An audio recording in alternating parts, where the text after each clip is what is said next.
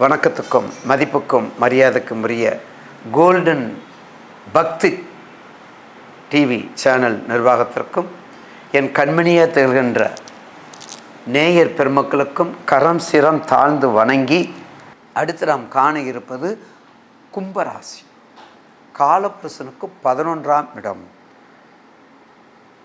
காலபுருஷனுக்கு லாபத்தை கொடுக்கக்கூடிய இடம். காலபுருஷனுக்கு மிகப்பெரிய அபிருதமான எல்லா வகையான நன்மையை கொடுக்கக்கூடிய இடம்தான். ஆனால் இல்லைன்னு சொல்லலை, மறுக்கலை. ஆனால் எங்கே இருக்கார்? அவருடைய வீட்டில் இருக்கார். அதாவது ரெக்கார்டு மூலம் இருக்கார். அதாவது அவருடைய வீட்டிலேருந்து வக்கரத்தை பற்றி கொண்டிருக்கின்றார். அப்போ அவருடைய வீட்டில் இருக்கும் பொழுது எப்படி இருப்பார்?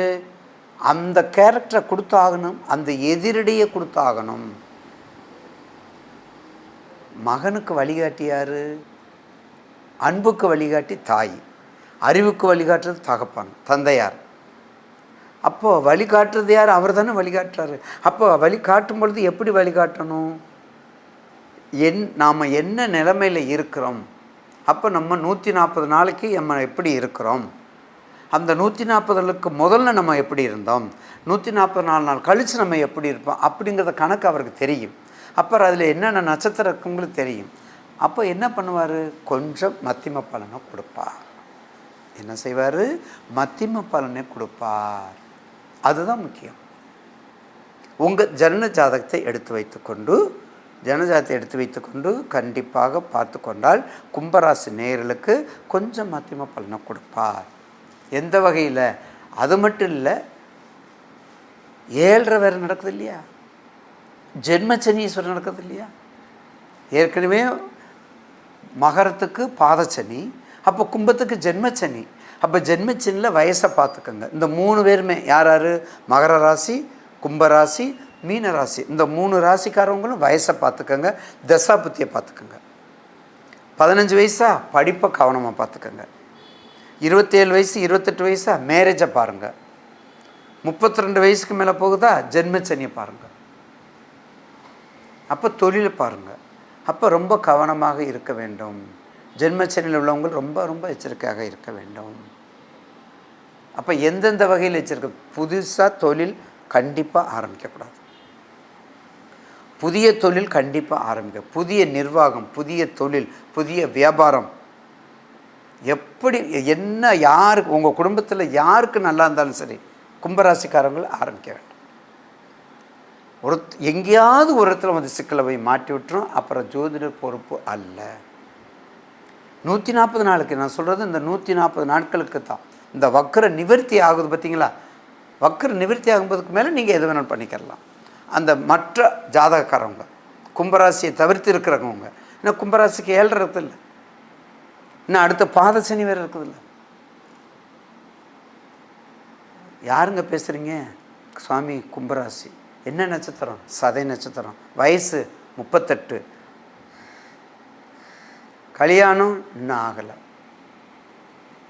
சாமி பேசுகிறேன். சாமி இந்த மாதிரி சேகர் பேசுகிறேன். வயசு 35. தொழில் டாக்டரு. இன்னும் கல்யாணம் ஆகலை.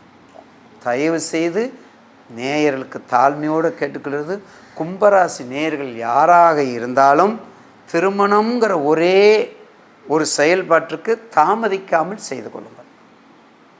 கும்பராசி நேயர்களுக்கு தாமதத்தை கொஞ்சம் குறைச்சி கொள்ளுங்கள். பொண்ணுக்கு பிடிக்குதா, மாப்பிள்ளைக்கு பிடிக்குதா, மற்றதெல்லாம் கொஞ்சம் அட்ஜஸ்ட் பண்ணி பார்த்துட்டு சீக்கிரம் எவ்வளோ சீக்கிரம் பண்ணுமோ பண்ணுங்கள். அது என்னன்னு தெரியல, 12 ராசியில் இந்த கும்பத்துக்கு அந்த தடைகள் வந்து கொண்டே இருக்கின்றது. நேற்றுக்கு பெங்களூர்லேருந்து வந்துச்சு கும்பராசிக்கு. நேற்றுக்கு பெங்களூர்லேருந்து வந்தது. ஊர் பெங்களூர், வேலை பார்க்குறது கனடா. திருமணம் ஆகலை, 37 வயசு. பார்த்தீங்களா? தயவு செய்து நேயர்கள், கும்பராசி நேயர்களுக்கு இந்த ஜென்ம வக்கரத்தில் இருக்கக்கூடிய ஜென்மச்சனியாக வேறு இருக்கார், வக்கரமாக இருக்கார். தசாபுத்தியை பார்த்துக்கிட்டு ரொம்ப கவனமாக இருக்கணும். ஒரு ப்ளஸ் பாயிண்ட்டு, உங்கள் ராசிக்கு குரு 4ல் இருக்கார். அப்பா, அதையாவது சொன்னீங்களேன்னு கேட்பீங்க இல்லைங்களா? உங்கள் ராசிக்கு குரு சுகாதிபதியாக இருக்கார்.